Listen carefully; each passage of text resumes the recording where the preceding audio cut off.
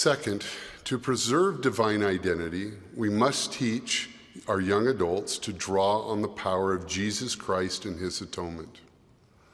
Last year, I gave a BYU devotional entitled Finding Christ's Peace in Perilous Times, where I quoted President Nelson multiple times. After the devotional, one of our deans said she loved the quote I kept using over and over again from President Nelson. I explained that there were actually 4 different quotes I had used, all with a similar structure.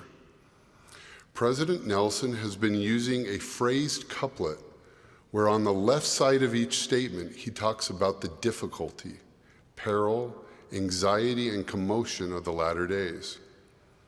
On the right side of the couplet, he declares, with confidence and hope, that through Jesus Christ and keeping our covenants in him, we can overcome these challenges. I count no less than 7 of these couplets in President Nelson's General Conference messages from the time he became prophet. Let's look at just 2 of these from his talk, The Temple and Your Spiritual Foundation. Quote 1, "My dear brothers and sisters, these are the latter days.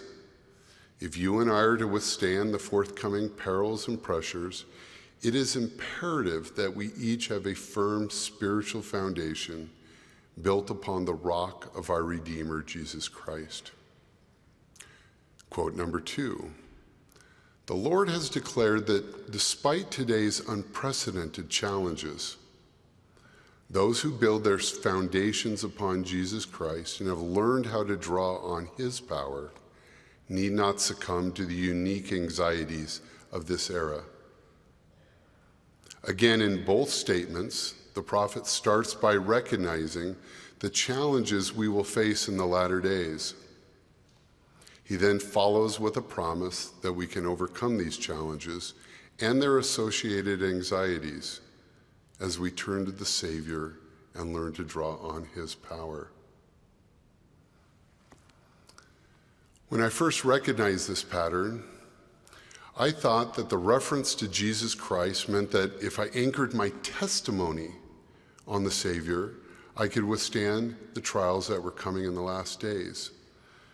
But increasingly, I also believe that President Nelson is calling on us to be like the Savior. Perhaps this is what Elder Jeffrey R. Holland was speaking to when he charged us to become a saint through the atonement of Christ the Lord in his message to young adults at BYU earlier this year. King Benjamin taught that a fundamental purpose of mortal life, perhaps the fundamental purpose of mortal life, is to, quote, "become a saint through the atonement of Christ the Lord," which will require, as he goes on to say, to become as a child, submissive, meek, humble, patient, full of love, willing to submit to all things which the Lord seeth fit to inflict upon him, even as a child doth submit to his father. Close quote.